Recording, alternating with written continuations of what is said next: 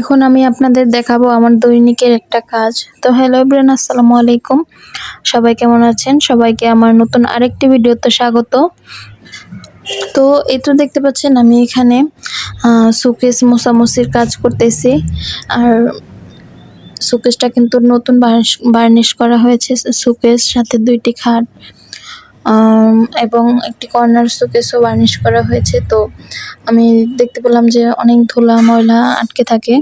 তো এজন্য এই কাজটা কিন্তু প্রতিদিনের। আর আমাদের বাসায় কিন্তু অনেক বেশি ধুলা ময়লা, যার কারণে এমনিতেও অনেক বেশি ধুলা ময়লা পড়ে থাকে একদিনেই। তো এগুলা প্রতিদিন না মুছলেও হয়, ২-৩ দিন বা সপ্তাহ পর মুছলেও হয়। তবে কিন্তু আমাদের বাসার জন্য এটা না। আমাদের বাসায় রাস্তার পাশে বাসা হওয়ার কারণে আর উঠানে অনেক ধুলা ময়লা থাকার কারণে বেশিরভাগ ধুলা ঘরের ভিতর রাস্তার থেকে আসে। তো এই কারণে সবকিছুর উপরই অতিরিক্ত ধুলা ময়লা থাকে এবং ঘরের ভিতর বালু থাকে বেশি। তো এইজন্য কিন্তু চাইলেও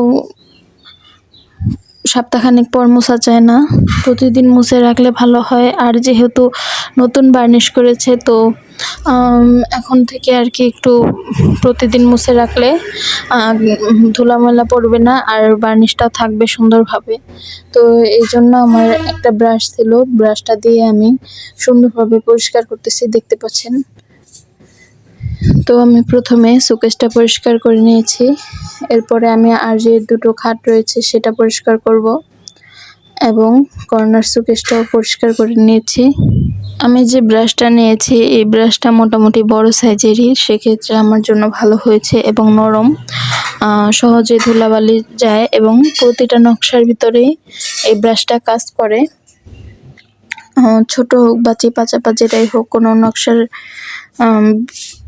বাদ রাখে না, সব জায়গা থেকে ধুলা নিয়ে আসে। তো এই তো দেখতে পাচ্ছেন কর্নার শোকেসটা আমি মুছে নিচ্ছিলাম। এগুলো হচ্ছে যেমন শখের জিনিস, তেমনও কিন্তু যত্নের জিনিস। যত্নে এগুলা ভালো থাকে। ঘরের ফার্নিচার বলেন বা যে কোনো জিনিসই বলেন, যত্নে ভালো থাকে এবং সুন্দর থাকে। পরিষ্কার পরিচ্ছন্ন রাখলেই ভালো। এখানে আমার খাটটা আমি এখন মুছে নেব। যদি অন্ধকার কারণে বোঝা যাচ্ছে না, এটার মধ্যেও কিন্তু ভালোই ধুলা পড়েছে। তো দেখতে পাচ্ছেন এখানে ধুলা কিন্তু খেয়াল করলে দেখা যাচ্ছে।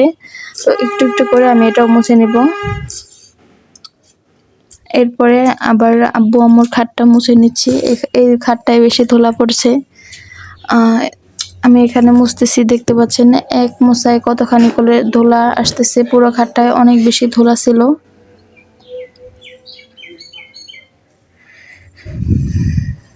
তো ওইভাবে আমি সবগুলো মুছে নিব। দেখতে পাচ্ছেন মোছার সাথে সাথে কত সুন্দর চকচক করতেছে, আর এখানে কত পরিমাণের বালু জমে আছে।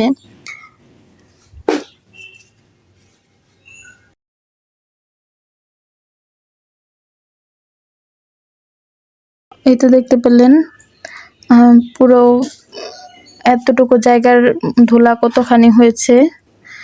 তো এরপরে আমি পুরো খাটটাই মুছে নিয়েছি। তো সবাই ভালো থাকবেন। আসসালামু আলাইকুম, আল্লাহ হাফেজ।